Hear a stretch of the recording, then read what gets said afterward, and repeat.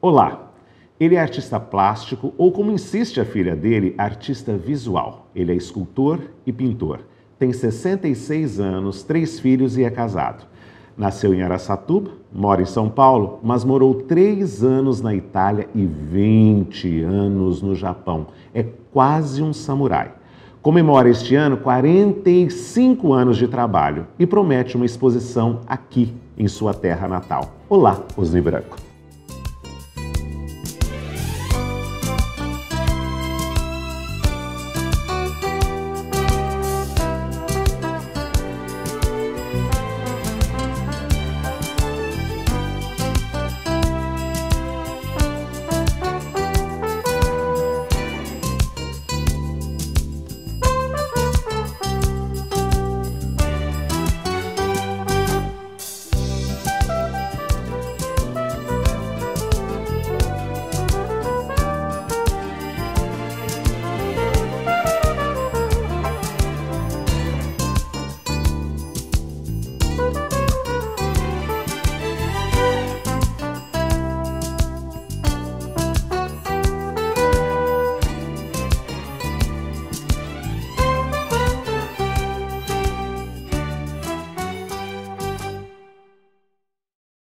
Osni, pelas mãos de quem você nasceu aqui em Araçatuba? Dr. Plácido Rocha. Olha que nem sabia que o Dr. Plácido Rocha trazia criancinhas ao mundo. Você disse que você vem mesmo de uma família rica. Tomara que não tenha dilapidado o patrimônio da família, né? Eu quero que você fale um pouquinho da diferença que existia entre o seu pai pecuarista e a sua mãe cuja família trabalhava com café. Bom, os pecuaristas sempre foi uma atividade mais simples do que um cafeísta. Uhum. Um cafeísta tinha que administrar uma colônia enorme de famílias que faziam a colheita do café e toda a manipulação do produto. Uhum. E um pecuarista não, um homem podia cuidar de 1000 cabeças de gado. E isso fez o seu pai uma pessoa mais rude? Sim, claro, e também pela origem. Ele vem de Santa Catarina, lá do alto da Serra de Santa Catarina, o próprio isolamento da região não permitia uma maior evolução. Diz que quando vocês estavam aqui, vocês vieram para Araçatuba em que época? Eles vieram em que época? Que ano, você lembra mais ou menos? Meu avô chegou aqui inaugurando a ferrovia noroeste do Brasil. Porque o seu avô paterno era engenheiro? Materno. Materno era engenheiro? Materno. Mas e você lembra que ano mais ou menos foi isso? 1908. 1908. Exato. E você me contou uma história muito interessante sobre uma geladeira americana que você tinha. Conta, quando ninguém tinha geladeira, né? É verdade. A minha mãe importou uma geladeira marca Lasco, que tinha o compressor sobre a geladeira, como uma bola, um globo.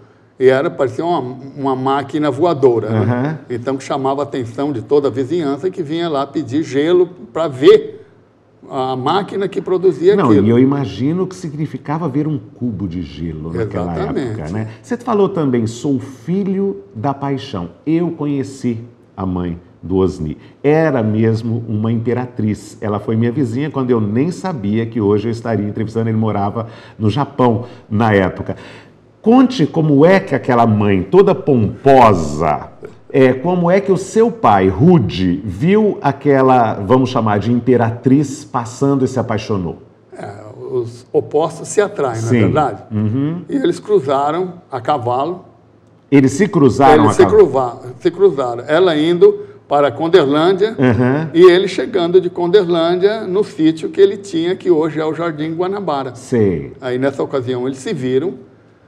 Bom dia ou boa tarde, daí começa a coisa. E você fala que até ao sentar no cavalo, ela era uma rainha, assim, né? Imagino como seu pai não ficou encantado. Pois é, né? Então ela usava chapéu com aquele lenço de seda no chapéu, botas, e não montava a cavalo como os homens.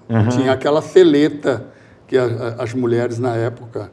Pelo menos ela, né? Usava a perninha assim, toda. Isso era pose? Ela fazia pose ou era dela mesmo? Era ela. Era ela? Ela era. Você falou que desde a infância você era doido por ferramentas, principalmente as que vinham da Inglaterra.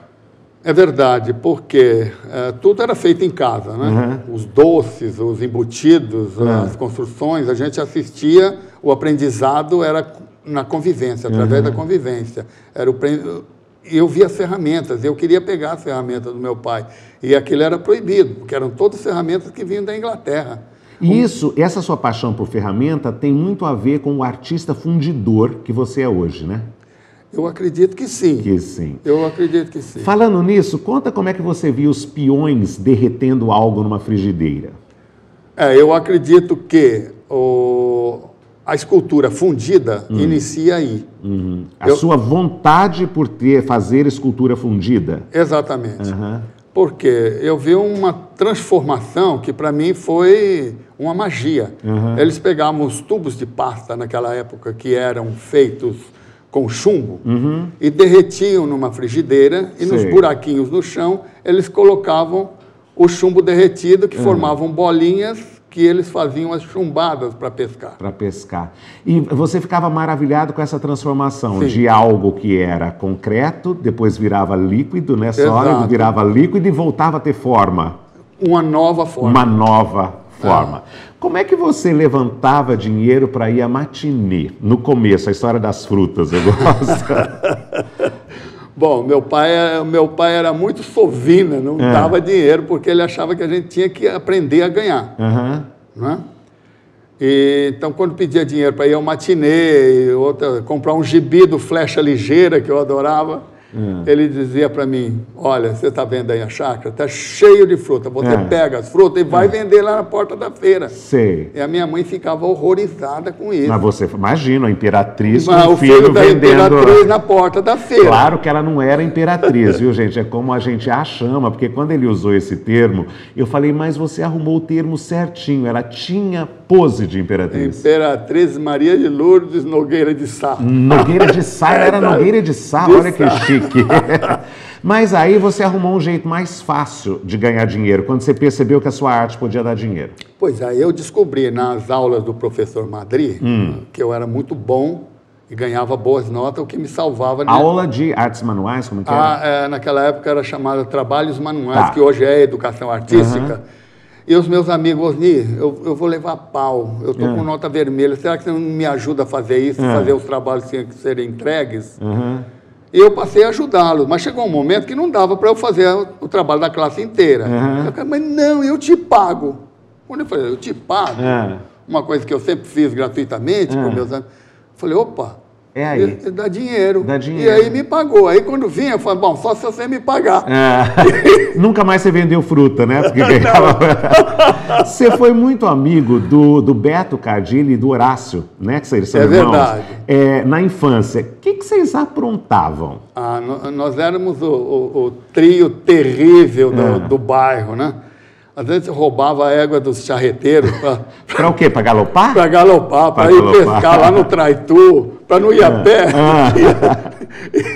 Você falou que o pai deles, o Dr. Aldo Cardilli, foi um modelo para você. Por quê?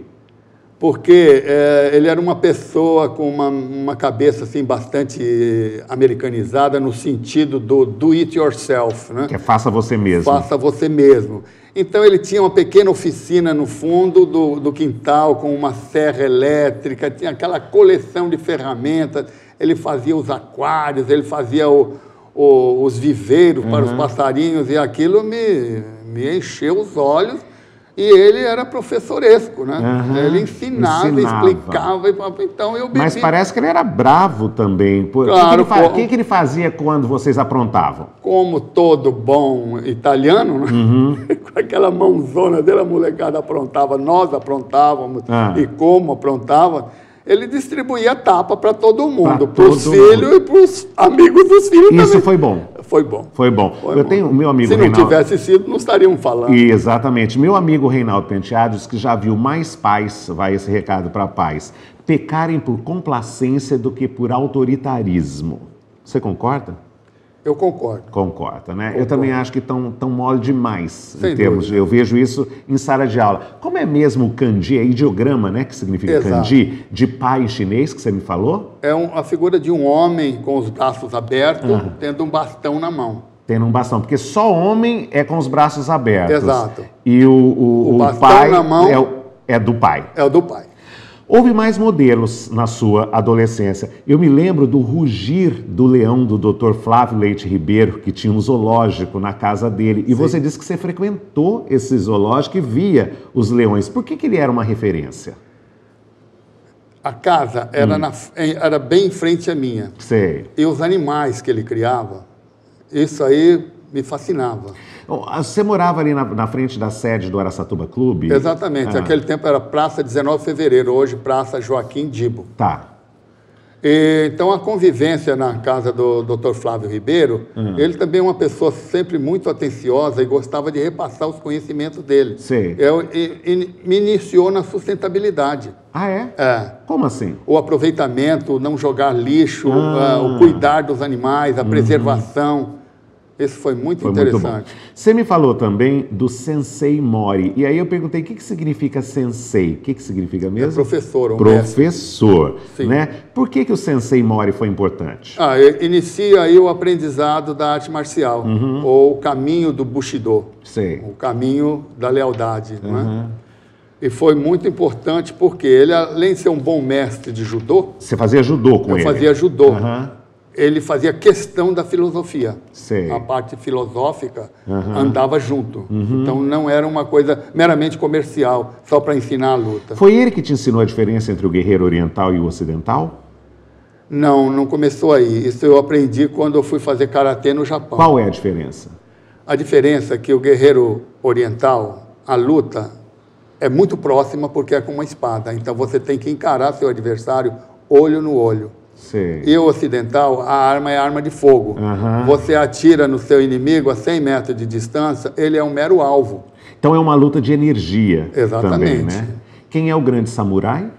É aquele que consegue manter a sua espada embanhada e vence a luta. E vence a luta. Né? Muito bom. Você disse também da influência de um outro japonês, que esse eu não conheci, que é o senhor Masaoka, é isso? Exatamente. Masaoka. E você falou que ele tinha um jardim japonês na casa dele, era na casa? Na casa. Que nem no Japão, nesses 20 anos, você viu. Quero que você fale. Pois é, eu nunca vi um jardim tão bem cuidado e com tanto amor pelo dono do jardim, como eu vi o jardim do seu Masaoka, que era ali em frente da antiga Forceluz. E nas casas japonesas, no Japão, você ter um jardim é uma coisa... super difícil, né? Porque não existe espaço. E quando se tem o jardim, é cuidado por outros. E o do Masaoka, não. Então, me iniciou na sensibilidade da composição do jardim. O que existe dentro de um jardim japonês. Né? Por exemplo, não existe flores no jardim japonês. Ah, não? Não. Não. Mas como é que você fez esse contato com o Masaoka? Eu morava numa esquina e ele morava na outra. E eu era amigo do filho dele, caçula. Então vivíamos lá. E o que ele ficava doido com a gente, que nós roubávamos as pedrinhas do jardim, os pedregulhos, para caçar passarinho. Pra caçar passarinho. Você matou passarinho quando era criança. Agora nós vamos falar um pouco da nossa luta para conquistar a aprovação da mãe. Ainda que, como no seu caso, isso só foi descoberto em terapia na vida adulta. Exato. Você disse que acha que o ser humano, para ser vivo, precisa do quê? Acima de tudo, da aprovação de pai e mãe. De pai e mãe. Em que ordem? Mãe sempre. Mãe sempre. Claro. Sua mãe foi professora primária de crianças japonesas, né? Sim. Como é que é visto o professor primário pelo imperador? Bom, na cultura japonesa, o professor primário é a pessoa mais respeitada dentro da sociedade. Sim.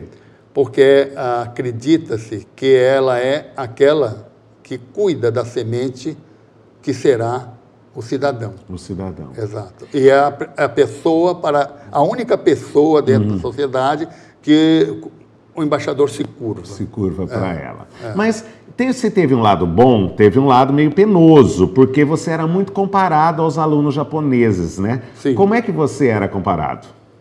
Minha mãe usava a referência dos alunos japoneses, que eles estudavam, que eles eram obedientes, e eu não, eu vivia com estilingue na mão e queria ir lá na casa do Beto Cardilho para caçar. E ela falava, enquanto eles estão estudando, você está com estilingue. Exatamente. E você com estilingue na mão aí, não vai virar nada desse jeito. Seus primeiros livros foram livros japoneses? Foram. É. Porque essa questão do respeito à professora, e quando na cultura japonesa, quem lhe passa o conhecimento é impagável. Então, você tem que agradecer a vida inteira. E a professora primário, ela recebe esse agradecimento através de toda a sua vida, dos seus ex-alunos. Então, depois ela casou-se, mudando em Araçatuba, vinham as famílias e visitá-la com os seus ex-alunos. E traziam os livros japoneses, porque aí ela então casada e já eu nascido, para o filho. Quem meu filho beija, minha boca adoça, não é verdade? E aí, então, ao mesmo tempo que eu recebia aqueles livros do Japão de colorir, com as figuras e as historinhas infantis japonesas, como Urashimataro, Kintaro, Momotaro-san, eu aprendia também a Mula Sem Cabeça, Saci Pererê. Então, já andava navegando entre duas culturas, desde o início. Pelo menos duas, né? Porque depois você navegou em mais. Você é diversidade em pessoa. É verdade. Questão de opinião, volta já.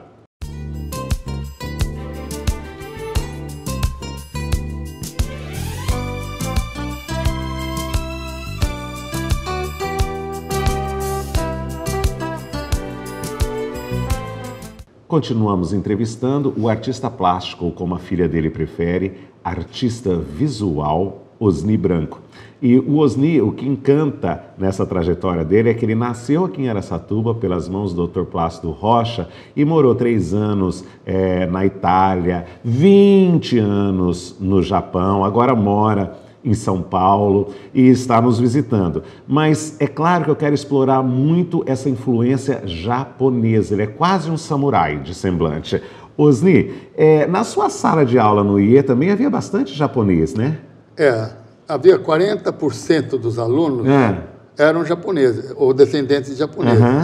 Então, você se enturmava. Você sempre teve essa ligação, até, por exemplo, com comida japonesa? Não no início. Não no início. Porém, depois, eu não gostava nem de arroz. Ah, é? Não gostava Gohan? de arroz. Não gostava de Gohan? Não gostava de Gohan. Hoje eu não sei viver sem Gohan. Né? Sem Gohan, né? Mas parece que nos blocos do clube japonês, você já tinha influência nos blocos do clube. Na minha época já chamava Ásia, acho que antes era Arena. Área. Antes era área. Então, fala um pouco, o que você fazia para os clubes da Ásia e da área? Eles me convidavam para criar, desenvolver a ideia e depois acabava produzindo os blocos carnavalescos. Porque na ocasião a prefeitura, para estimular o carnaval de Araçatuba, criou o carnaval de 5 dias. Sei. Então eram 5 dias de carnaval em Araçatuba. E todos os clubes tinham que soltar pelo menos um bloco. Sei. Colocar um bloco na rua, todos os clubes sociais de São Paulo. Mas o que você fazia? Figurino? Fazia tudo. Desenhava o figurino, fazia a roupa, fazia a maquiagem. O tema também? O tema. E o tema, claro, sempre japonês. Né?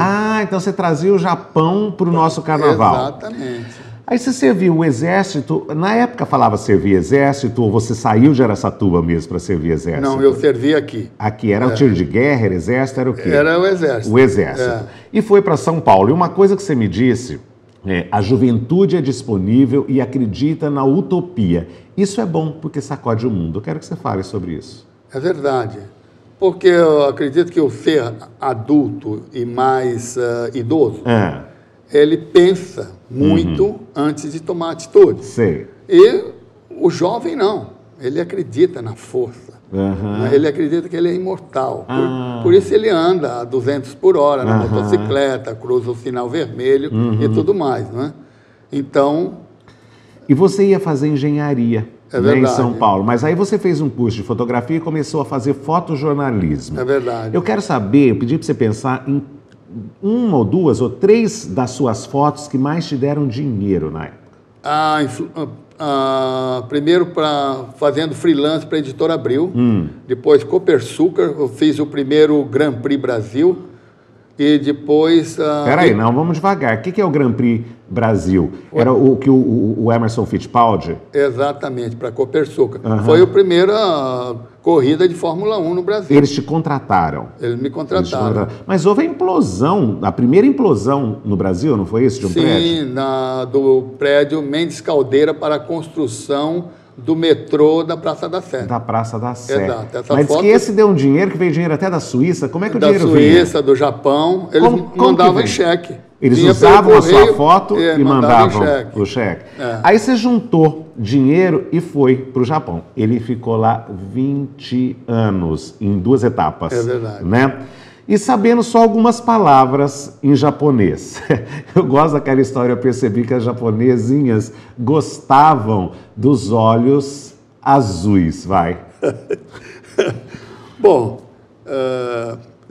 você me deixa constrangido. Vai, continua, agora tem que ir. Não, e o que mais eu gosto dessa história é que lá no fundo, inconscientemente, ele já arquitetava ganhar uma guerra do irmão que não havia se casado com uma japonesa e, portanto, do irmão mais velho, e, portanto, era a grande chance dele de conquistar o coração da mamãe Imperatriz Maria de Lourdes se ele trouxesse uma japonesa para casa, vai. É verdade. Então, aí eu acabei me casando. Tanto é que acabei me casando lá no Japão com uma descendente de japonês e fiz o drawback, né? Eu fiz a importação reversa, né? Mas e isso teve o lugar no pódio que você achava que te daria trazer uma japonesa para casa? Sim. Teve? Sim. Teve mesmo? Sim, olha que bárbaro. Mas você só descobriu essa coisa inconsciente na terapia, né? Sim. Fala um pouco da terapia. Pois é, com 39 anos, então, continuando o conflito e chegando ao fundo ou no final do funil, não conseguia passar mais, né? Então, aí eu busquei a terapia levado pelas mãos do meu grande falecido amigo Okida. Então, foi aí que eu tive o insight e percebi quais eram os problemas e por onde era o caminho. E por que a sua ligação tão forte com o Japão? Porque você sempre foi comparado com crianças japonesas e queria ganhar o amor da mãe e foi traçando uma proximidade com o país e a cultura. Pois é. Era isso? Era. Tudo que ela aprovava, eu tinha que aprovar. Tinha que aprovar. Você disse que lá no Japão, depois de sofrer um pouco, até foi meio confundido com a máfia, por quê? Não, esse negócio de confusão com a máfia é porque eu levava a minha filha à escola, ia buscar, e no supermercado. Os japoneses fazem compra todos os dias. Sei. Porque não tem lugar para estocar e não gostam de estocar, eles querem comer a coisa fresquinha. E nessa hora do supermercado, só tem senhoras que vão ao supermercado exibir seu status de dona de casa, com um avental. Ah, é? Avental Yves Saint Laurent. Ah, olha que chique. Exatamente. E o único homem com a sua filhinha fazendo compra era eu. Não é? E... A máfia, eu quero saber por quê. Então, o homem que está em horário de trabalho na rua, ou ele é da máfia ou está desempregado. Mas você não começou a vender umas coisas na rua e depois descobriu que quem vendia coisa na rua era... Isso, ao chegar no Japão, eu achei, bom, chego lá, pego meus desenhos, saio na rua e vou vender. O que eu tinha feito durante a minha trajetória pelos Estados Unidos. E quando cheguei no Japão, eu vi que o buraco era mais embaixo. Quem fazia isso era o pessoal da máfia. Era o pessoal da máfia. A Yakuza é que domina a rua. Mas aí você conseguiu ser apresentado para o ministro da Embaixada Brasileira em Tóquio. Pois é. Então, naquele ano, inaugurava-se a primeira sede do Banco do Brasil em Tóquio, assim como a Varig. E eu fui até o Banco do Brasil, né? Pedir ajuda aos meus patrícios, tentar vender o meu desenho lá. E uma das pessoas que estava no banco falou, você não conhece a Embaixada do Brasil aqui? Eu falei, não. Falou, então você vá e procure o professor Pedro Xisto de Carvalho, um poeta concreto, que era o adido cultural. Sei. E eu fui à Embaixada do Brasil. E ele me recebeu, perguntou o que eu fazia. Eu falei, olha, eu sei fazer cinema, fotografia, tal, faço pintura e tal. E ele falou, olha, vem aqui. Me levou num quarto lá, que era a Filmoteca. Que estava ali à disposição de passar a imagem do Brasil para as universidades e os interessados japoneses. Falou, você consegue organizar isso? Você consegue mexer com a câmera e tudo mais? Projetar filmes? Falei, sim. Então, daqui 2 dias você volta aqui. Aí ele me levou e me apresentou para o ministro da Embaixada. E eu fui contratado. Para mostrar o Brasil para japoneses, era isso? Principalmente a Amazônia. Exatamente. Né? E aquele emprego para gerenciar o documentário sobre o Brasil para a TV Fuji? A TV Fuji é a segunda maior do Japão, né? É verdade. Então, isso eu já estava lá há 2 anos e 8 meses sem voltar para o Brasil, e nessa ocasião apareceu, eles iam na embaixada buscar referência, onde que eles poderiam conseguir isso. E eles buscavam esse tipo de pessoa. E no contato eu falei, olha, eu faço isso. E aí eles me contrataram. E o que era esse documentário? Você veio para o Brasil capitaneando uma equipe para mostrar o quê? O que a criança brasileira comia. Por quê? Era patrocinado pela Morinaga, que é a Nestlé japonesa. Era uma criança numa cidade grande e uma criança da cidade pequena ligada ao campo. É claro que trouxe para Araçatuba.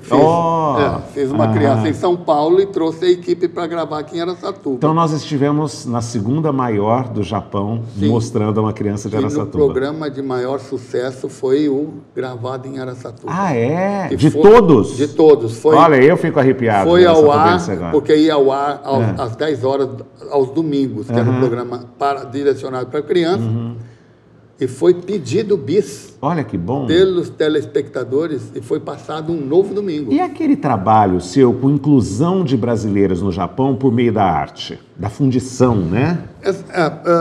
Da escultura fundida. Porém, eu deixei aberto porque outros poderiam querer fazer fotografia, pintura, cerâmica, que nós poderíamos todos trabalhar em conjunto. E como que aconteceu isso? Conversando com um jornalista brasileiro, ele falou assim, olha, nossa imagem aqui, isso é difícil, né? Você vai no supermercado, está lá, proibida a entrada de brasileiros. E a imprensa diz que nós somos violentos e ladrões. Sei. Mas toda cultura, ou toda sociedade tem violentos, ladrões, tem de tudo, né? Não é privilégio de ninguém. Por que você não usa a sua arte para agregar os brasileiros? Sei. E fazer um trabalho de inclusão social. Porque aqui vive em guetos, todo mundo desagregado. Falei, mas será que vão se interessar pela arte? E foi um grande aprendizado na minha vida e uma grande surpresa. Saiu o convite no jornal em língua portuguesa e vieram 12 pessoas. Após um ano, tínhamos 130. Olha. E com isso, geramos 15 exposições com mais de 100 trabalhos no Japão. E 5 aqui no Brasil, 3 na Avenida Paulista. Sempre com trabalho de brasileiro que morava no Japão? Sim, exclusivamente. E foi por isso que você ganhou uma comenda das mãos do ex-governador? Foi por esse trabalho? Sim, eu ganhei por conta disso. Por conta disso. Eu ganhei uma comenda da associação chamada Zenkokai, tá? Que é presidida pelo ex-governador de Tóquio na época. E como eu fazia esse trabalho com os brasileiros, e o Japão vê o conceito de cidadania, de nacionalidade, é jus sanguinis, é pelo sangue, não jus solis, como nós brasileiros, quem nasceu aqui é brasileiro, lá não, quem tem sangue, japonês, não é porque nasceu ou não nasceu. Então, como a maioria desses brasileiros, 99%, eram descendentes de japoneses, eu estava fazendo um trabalho para o Japão, para o japonês, no entender da cabeça japonesa. Certo. Então, vendo isso, eles fizeram esse reconhecimento e me deram essa comenda. Fale para a gente de um trabalho seu, uma escultura sua que esteja no Japão. Por exemplo, o que eles tenham usado. Parece que tinha até coisa de futebol japonês. Eu fiz para 2 campeonatos, Shizuoka Cup. Campeonato de futebol. Campeonato de futebol japonês. Inclusive, na ocasião, quem levou a minha escultura foi o Zico. Olha que jogava naquele time lá. Olha que bárbaro. O Zico, então, tem uma escultura sua? Tem. Você não tinha me contado isso na pré-entrevista. Aqui em São Paulo, você falou alguma coisa da Unicamp. Tem, o que você tem na Unicamp? Na Unicamp tem uma obra que foi feita para a Sandvik do Brasil, a abertura do Salão do Aço Inox em São Paulo. Uma obra monumental de 5 metros por 8 metros de comprimento, e que a Sandvik do Brasil, uma indústria sueca, doou para a Universidade de Campinas. E está lá open air. Como que a gente fala? Ao ar livre. Ao ar livre, isso. Você tem uma em Seul. Tem o Museu da América Latina, em Seul. O que tem lá? Lá tem a Vitória Alada, que é uma figura humana com asas, dando como num movimento de salto. Mas para a gente terminar esse bloco, eu queria que você falasse araçatubenses que tem. Inclusive, nós jantamos com uma araçatubense que tinha obras suas esses dias. Há vários araçatubenses que têm obras suas. Cite alguns, ou algumas famílias, ou algumas pessoas que têm. Olha, a Rosa Biagioni tem, o Beto Cardilli tem, a família Maia tem, família Aguiar tem, Paulo Lunardelli tem várias. Tem um monte deles, né? No próximo bloco a gente vai falar, eu sei que a dona Odete Costa era uma puxa-saco sua. Se existir vida após a morte, ela deve estar por aqui. A gente vai falar se ela puxava mesmo o saco, tá? Questão de opinião, volta já.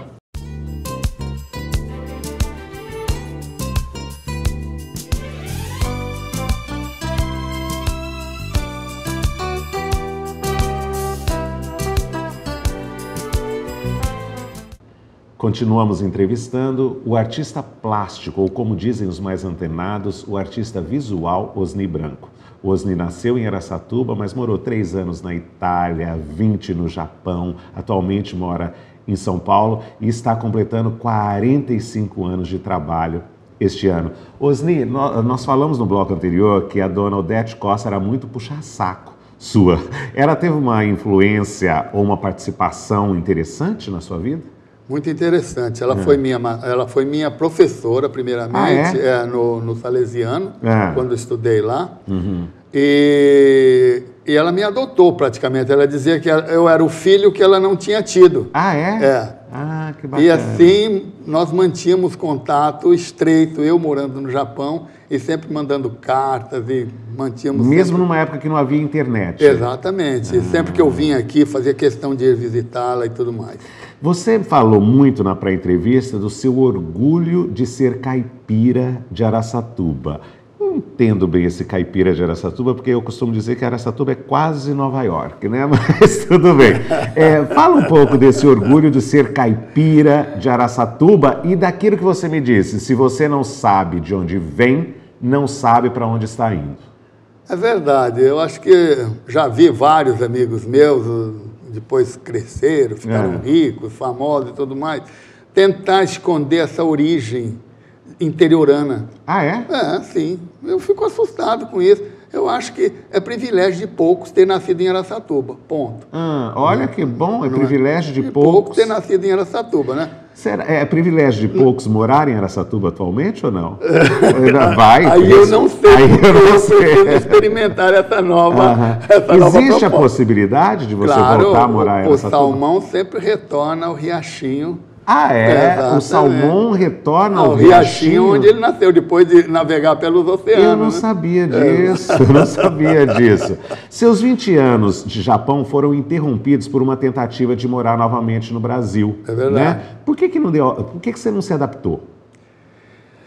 Porque a velocidade das pessoas, os compromissos, horários... A gente é mais lento? Mais lento. Mais lento. Desorganizado. Não, mas tinha uma coisa que você era quase que atropelado na rua. Não, eu sofri um atropelamento. Porque você sofreu mesmo? A mão de direção, na Avenida Paulista, o ônibus me atropelou. No Japão, a mão inglesa, A mão inglesa. Então, você ficava naquela fobia. Toda vez, será que estou olhando para o lado errado? Eu ficava olhando para os dois lados na rua, antes de pisar fora do meio-fio. Você está morando em São Paulo? Estou morando em São Paulo há 8 anos. 8 anos. Onde é que você mora? Eu moro em Itapecerica da Serra, que é uma cidadezinha na Serra, na saída... É uma chácara, eu quero saber. Exato, é uma chácara. E por que você se adaptou agora ao Brasil? Não se adaptou naquela época e se adaptou agora? O que eu quero saber é, mudou o Brasil ou mudou você? Não, porque naquela época eu fui morar na Oscar Freire, quando eu voltei. Entendeu? E agora não, eu fui morar em Itapecerica. Por que você falou pra gente que você não gosta de morar... Bom, é aquela coisa do caipira. Caipira não gosta de morar, não é passarinho para morar empoleirado. Empoleirado. Então eu gosto do chão, eu gosto de abrir a porta de manhã e já sair andando no jardim, no chão, o cachorro entrando na casa. E você tem a fundição na chácara. Tem tudo lá. Você tem tudo. O que é tudo? O cachorro, a mulher, os filhos, o trabalho. Você também morou 3 anos na Itália. A sua irmã morava em Milão? Morava. Conta um pouco dessa experiência da Itália. Comecei em Milão, fiquei 1 ano em Milão e depois fui para Gavirate, que é o norte de Milão, na região dos lagos. Lago de Como, Garda, Maggiore. E fui morar na cidadezinha bem à beira do lago de Varese. Sei. Isso te acrescentou como artista? Muito. Porque, ao passar pelo Brasil, as pinturas chamadas de sumier, que é o nanquim sobre papel de arroz, aqui no Brasil perguntavam muito para mim, quanto tempo você leva para fazer? Eu falava, gente, eu não vendo homem e hora, eu vendo uma criação. Você gosta, paga ou não. Mas quanto tempo você leva, não é? Sei. Porque o sumier é uma assinatura. Você pode fazer 100 num dia, se você está mal de espírito, vai sair 100 paisagens horríveis, 100 bambu ou rochedo horríveis. Sei. Então, o que tem dentro, o meu mestre falava, mas como tem que pensar? Eu falei, não tem que pensar. O que tiver aqui, você põe para fora. Aí sai aqui na ponta do pincel. Olha, gostei dessa. Exato, sai na ponta do pincel. Você participou de exposição na Itália? Participei no Palácio Reale de Milano, na Galeria Vittorio Emanuele. E voltando ao nanquim. Os italianos gostavam muito disso e sabiam apreciar, e pagavam. Por isso. Por isso. O que me deu uma sustentação. Mas você me falou também do seu encantamento com água nas praças. Sem dúvida. E fazia me lembrar muito de Araçatuba, principalmente no verão, que eu via em Milano umas pequenas fontes em cada esquina da cidade antiga, que tinha um gancho que as senhoras penduravam tudo isso fundido numa escultura monobloco de ferro fundido, com o brasão de Milão, aquele escudo com a cruz. Então tinha o gancho, penduravam ali a sua bolsa, bebia água aqui, essa água entrava pela escultura, caía lá embaixo, lavava o pé, tirava o pé da sandália, lavava o pé, se refrescava, lavava a bundinha da criança, entendeu? E eu ficava, puxa, lá em Araçatuba só tinha aqueles bebedores de cavalo, que eram muito necessários e interessantes, mas e as pessoas? Não é? Você tem alguma obra em espaço público em Araçatuba? Infelizmente, não. Quer ter? Esse é o meu maior sonho. É? Essa aqui é a minha mãe e eu preciso ser reconhecido por ela. Falando em mãe, você quer aprovação de novo, né? A Imperatriz foi e ficou Araçatuba. É lógico. Falando em mãe, me lembra de herança. Agora você vai jurar sobre a Bíblia aqui, o que eu quero.